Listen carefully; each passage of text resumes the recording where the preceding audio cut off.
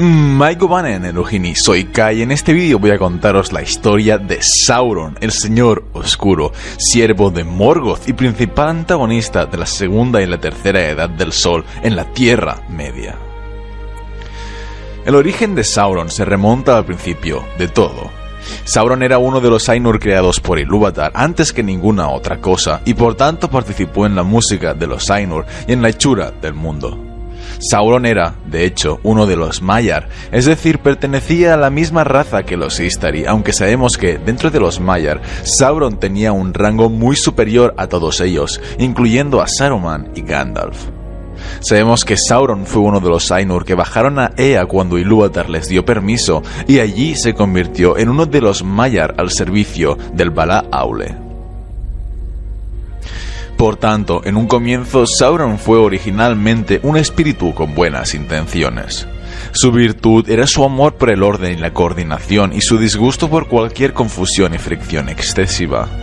Pero por desgracia, Sauron fue atraído por la aparente voluntad y capacidad de Morgoth de llevar a cabo sus propósitos con rapidez y autoridad, y entonces Morgoth, el primer Señor Oscuro, le corrompió y le volvió a su causa, y con el paso del tiempo, Sauron se convirtió, de entre todos sus siervos, en el principal y el más poderoso.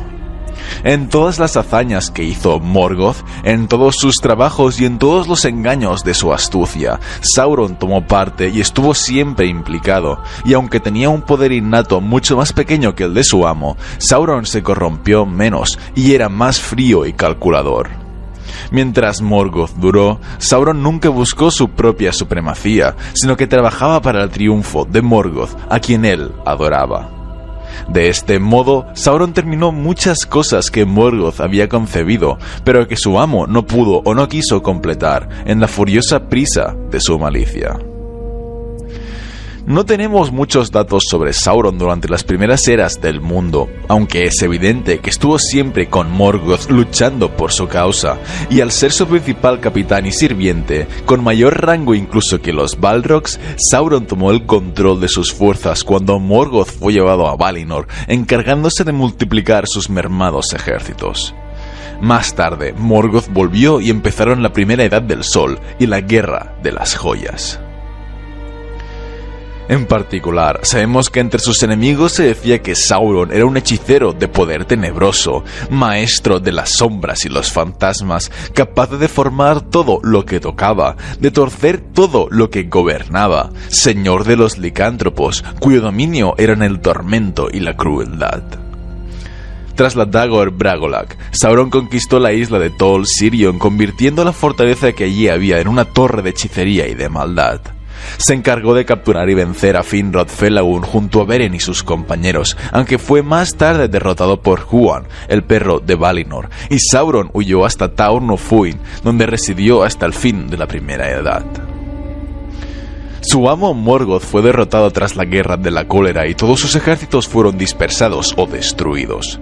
Entonces Sauron se rindió ante Eonwe, que era el líder del ejército de los Valar, y abjuró de todo el mal que había cometido hasta el momento.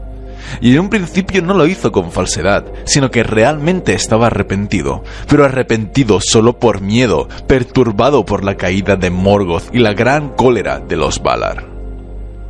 Sin embargo, Eonwe era un Maya como Sauron y no tenía poder para perdonarle. Así pues, Eonwe le ordenó que volviera a Valinor y se sometiera al juicio de los Valar, quienes determinarían cuál sería su destino. Entonces Sauron se avergonzó, pues no quería regresar humillado y aceptar quizá de los Valar una sentencia de larga servidumbre como prueba de buena fe.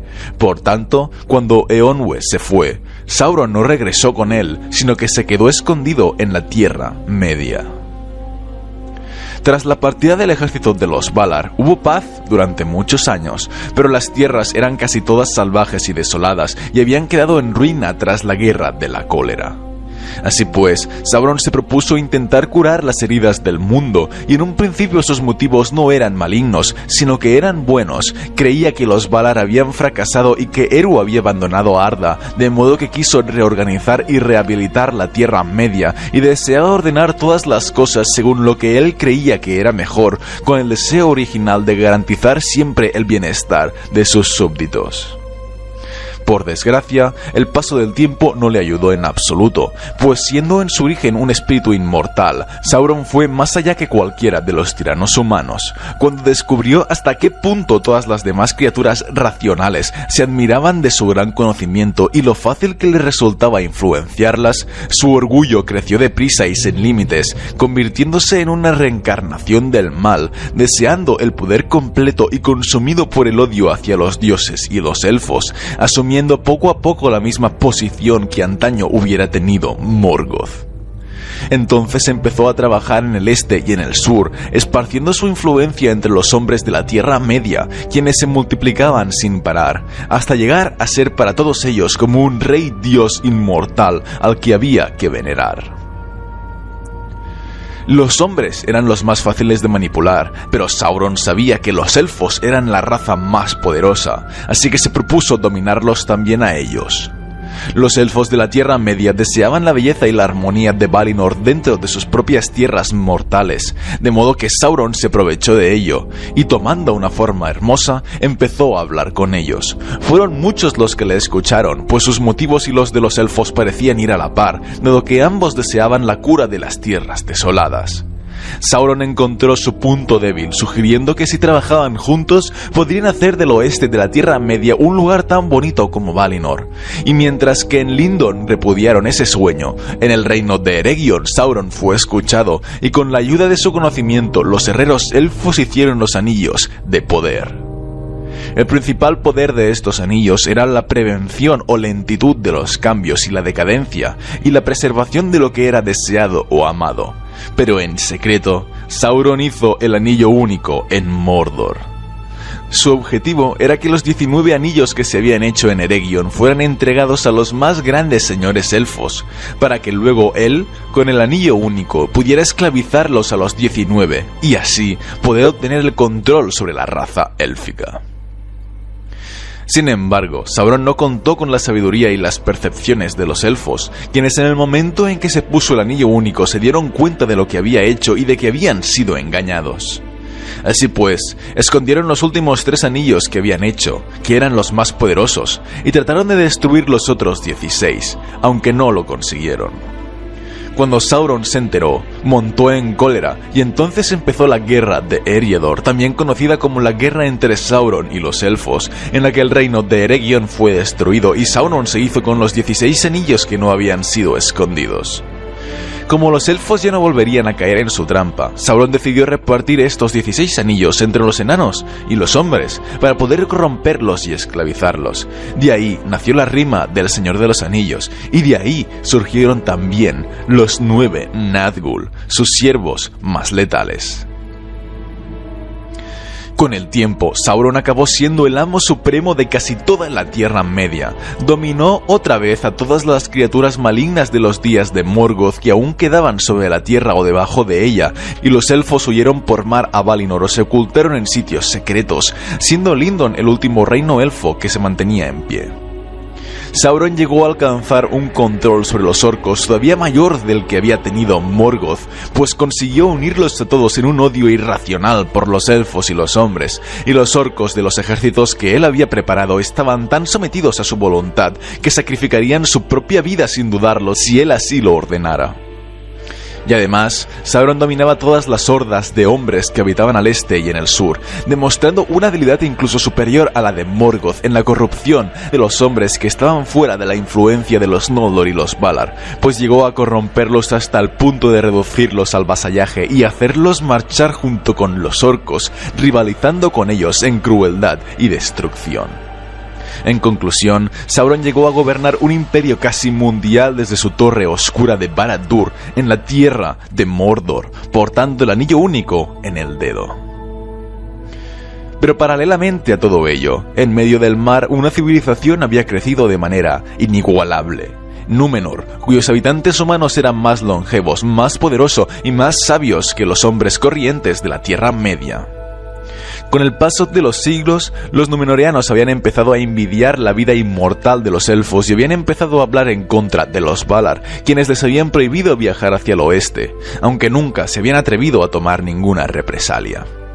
hasta que al fin llegaron a Númenor noticias de que Sauron se había autoproclamado rey de reyes y señor del mundo, de manera que Ar-Pharazôn el Dorado, el rey que había en Númenor en aquel momento, decidió hacerse a la mar para derrocar a ese pretendiente.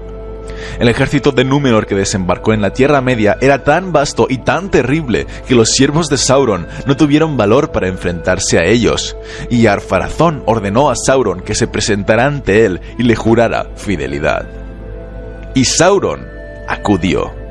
Desde su poderosa torre de Barad-dûr acudió, pero no a combatir, porque había advertido que el poder y la majestad de Númenor sobrepasaban todos los rumores, y que ni siquiera los más grandes de los vasallos de Angband podrían hacerles frente. Así que se arrodilló y se humilló ante Ar-Pharazôn, quien decidió llevarle a Númenor como rehén y prisionero.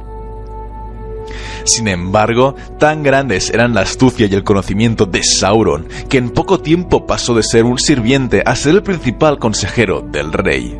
Durante 48 años, Sauron se dedicó a seducir a Ar-Pharazôn y a la mayor parte de los señores y del pueblo llano, corrompiéndolos a todos con sus mentiras.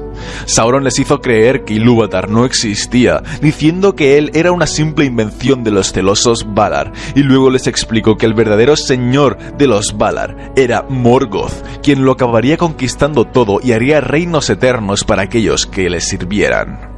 Sauron mintió al pueblo entero, haciéndoles creer que los Valar solo querían que los hombres les obedecieran y que la prohibición de navegar hacia el oeste tan solo la habían puesto para que los hombres no obtuvieran la vida eterna y rivalizaran con ellos.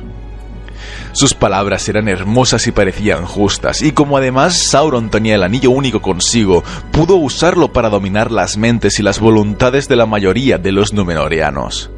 El rey y el pueblo le creyeron, levantaron una nueva religión para venerar la oscuridad y llevaron el mal a la Tierra Media, donde los númenóreanos se volvieron crueles y malignos y mataban y torturaban a los hombres inferiores. Finalmente, el plan de Sauron alcanzó su punto culminante y Ar-Pharazôn, haciéndose viejo y sintiendo que su muerte se aproximaba, escuchó sus promesas y construyó la mayor armada nunca vista, con la que decidió atacar a los Valar y hacerse con la inmortalidad. Pero cuando eso ocurrió y la enorme flota partió hacia el oeste, Ilúvatar intervino, rompiendo el viejo mundo y cambiándolo. Abrió un abismo en el que la armada fue engullida, la isla de Númenor se hundió en el mar, Valinor fue removida y el mundo se volvió redondo. Por suerte, no todos los númenóreanos murieron, puesto que los que se habían mantenido fieles a los Valar y a Ilúvatar consiguieron escapar a tiempo y bajo el mando de Elendil el Alto, navegaron hacia el este, donde fundaron dos reinos en el exilio, Arnor y Gondor. Por su parte, Sauron se encontraba en Númenor en el momento del cataclismo, de modo que su cuerpo fue totalmente destruido, pero como era un espíritu inmortal, fue capaz de escapar y volar hasta Mordor. Al ser un Maya, Sauron había tenido siempre la capacidad para tomar la forma que deseara. Por ejemplo, con Beren y Lúthien había tomado las formas de un licántropo y de un vampiro, pero luego con Eonwe, con los elfos y con Ar-Pharazôn había tomado formas hermosas. Sin embargo, cuando su cuerpo fue destruido por Ilúvatar, Sauron perdió la capacidad para tomar un cuerpo hermoso, así que esta vez tomó la forma de un hombre de estatura más alta que la humana, aunque no tan alta como la de un gigante, y tras un intervalo de apenas un siglo, Sauron atacó Gondor. Entonces Gil-galad y Elendil, viendo que Sauron los derrotaría a todos uno a uno si no se unían, formaron la última alianza de elfos y hombres y atacaron Mordor. La guerra duró varios años y finalmente terminó cuando Gil-galad y Elendil juntos consiguieron matar a Sauron, pero por desgracia ambos reyes murieron al mismo tiempo que realizaban tal proeza, e Isildur cortó el anillo único del cadáver de Sauron. Así pues, Gil-galad y Elendil consiguieron destruir el cuerpo de Sauron por segunda vez, y si además el anillo único hubiera sido destruido en el Monte del Destino, entonces el poder de Sauron habría quedado desmembrado para siempre, puesto que para la hechura del anillo, él tuvo que poner su propio poder innato en él. Sin embargo, tan pronto como Isildur tomó el anillo, el efecto de la corrupción empezó a ejercer en él, de manera que no quiso destruirlo, sino que se lo quedó, y más tarde fue asesinado en el río Anduin, y el anillo se perdió. Por su parte, el poder de Sauron partió y su espíritu se hundió en las sombras, pero al ser inmortal permaneció vivo a pesar de la derrota. Reconstruir su cuerpo requería un poco de la fuerza inherente de su espíritu, de manera que esta vez le tomó un tiempo mucho más largo en poder reconstruirlo que antes de la destrucción de Númenor. Durante la Tercera Edad, Sauron estuvo escondido, hasta que cerca del año 1000 decidió instalarse en el Gran Bosque Verde, que a partir de entonces empezó a ser llamado Bosque Negro. Los sabios se dieron cuenta de eso, pero no sabían que la fuente del mal fuera el propio Sauron, sino que solo sabían que había un nigromante al sur del bosque y creyeron que se trataba de uno de los Nazgûl. Durante 1000 años Sauron permaneció allí, escondido mientras recuperaba fuerza y poder, hasta que en el año 2063 Gandalf entró en Dol Guldur y Sauron se vio obligado a huir hacia el este, donde se escondió durante 4 siglos. En el año 2460 Sauron regresó a su fortaleza y durante los siguientes años estuvo observando y vigilando el Concilio Blanco, que era el único organismo que podía suponerle una amenaza. Finalmente, Sauron volvió a reconstruir su forma visible, tomando un cuerpo como el que había usado tras la destrucción de Númenor. Pero, sin el anillo, este cuerpo podía volver a ser destruido, cosa que podía ocurrir si el Concilio Blanco le atacaba con todas sus fuerzas. Por tanto, se preparó para resistir su ataque, mientras se encargaba de gobernar Mordor desde lejos por medio de Minas Morgul, donde vivían los 9 Nazgûl, y además, Sauron se enteró de que Isildur había muerto en el río Anduin, así que empezó a registrar la zona para buscar el Anillo Único.